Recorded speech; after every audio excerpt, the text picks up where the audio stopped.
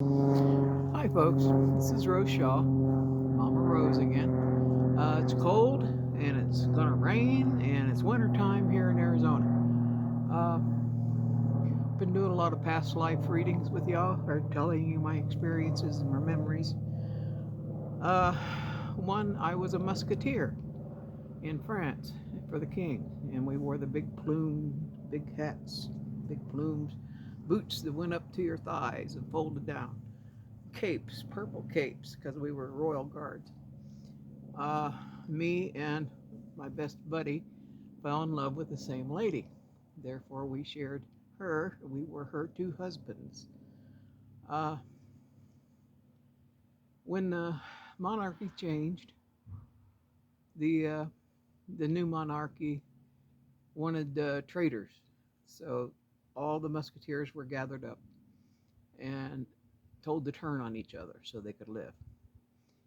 I would not turn on my brother, my best friend, and they killed me by tying my hands up above me on the roof of the torture chamber, and then proceeded to gut me all the way down.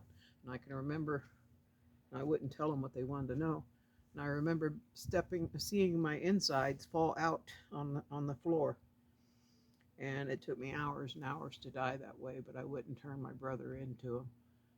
So that was a not a pleasant way to die. A lot of my past life memories are not very pleasant. They're all pretty nasty deaths. But that's just my journey. I've got a lot of them. I remember bits and pieces of a lot, some more than others. Uh, oh, let's see, one more. Uh, I was a plantation owner during the Civil War. It was a small plantation, considered it was in Georgia someplace. So I was a southerner, and I had adopted, I was probably bisexual in that life, which I'm not in this one. I like my men, or at least one in particular. Uh, but I had no children to bring into my lineage. So I adopted three children from the neighborhood who had parents that died because of a plague or something like that. And I proceeded to raise these children and give them my name. And I used to know that name. I know my first name was Robert, but I don't remember the rest. But considering it was a small plantation, we had slaves, and I did not like beating my slaves. I was more tender-hearted than that in that life, and I just hated it. I hated to hurt my people, but they wouldn't work and bring in the harvests and things if I didn't, because that's what kept them moving. They'll probably get a lot of static today, but that's the way life was when you had to bring in crops back then. Uh, and in this life, I've never owned anybody. Would never want to own anybody. I don't feel I owe anyone anything this life. God's been real good to me that way. Uh, I remember I had a foreman who took care of the slaves, and he would visit all the cabins with the women and stuff. His thing was rape and violence and murder and all that. I caught him in the house. I also had a baby sister that I was raising also, a couple of the younger kids. Oh, this was earlier, when I was about 14, 15 years old. I still lived in my parents' home, but I was the oldest, and my baby sister, was the youngest. And I caught him in her room, the overseer, taking advantage of my sister. And I beat him to death. It was just big enough I could do that.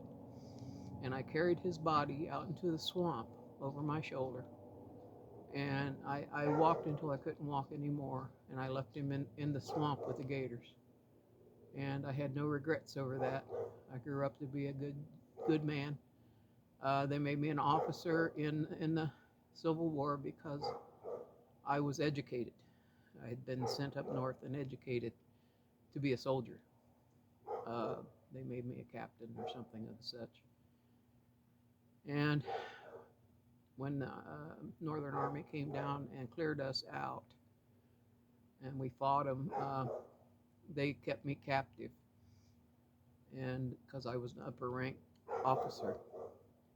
Well, in order to make me happy to talk to them, like I said, I was probably bisexual in that life. They tossed me a young boy, and he became my roommate in that life. And I did things I'm disgusted to even think about to him in this life. But that's just the way it was back then. And I'd have regrets about that.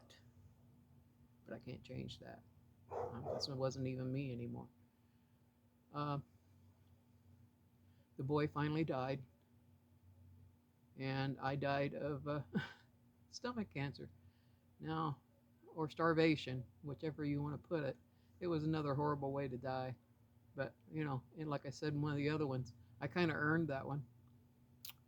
So those are 2 lives I'm sharing with you. There are a few more I can go into, but I'll do that another time. I have another little announcement to make. I have cancer, they found out, and a lot of testing has been going on. I got 2 more. I got a PET scan and a lungectomy, whatever they call it, scope, where they go in and check my lungs, pulmonary. Doctor will do that. Waiting for those appointments yet. My surgeon, they canceled my surgery last night for the 12th. I was supposed to get, like my gallbladder, bile ducts, and liver half taken out. But I hurt a lot in my guts.